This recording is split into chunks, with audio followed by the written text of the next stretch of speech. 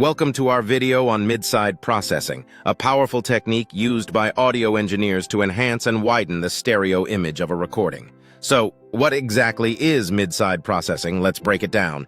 Every audio signal consists of two components, the center or mono signal, known as the mid, and the stereo width signal, known as the side.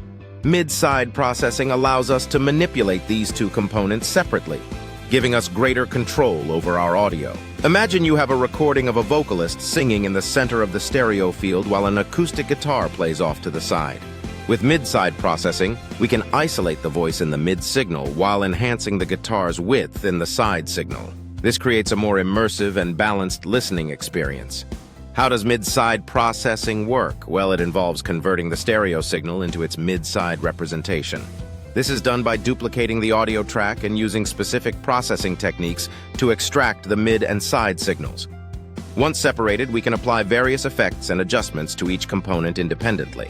Now let's talk about the benefits. Mid-side processing allows us to widen the stereo image of our audio without sacrificing mono compatibility. It gives us greater control over individual elements in the mix, making them stand out more clearly.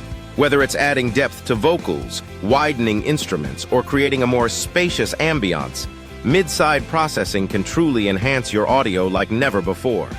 To sum it up, mid-side processing is a powerful tool that can transform your audio recordings. By manipulating the mid and side signals separately, you can achieve a wider and more immersive sound. Thanks for watching. Don't forget to subscribe to our channel for more tips and tricks.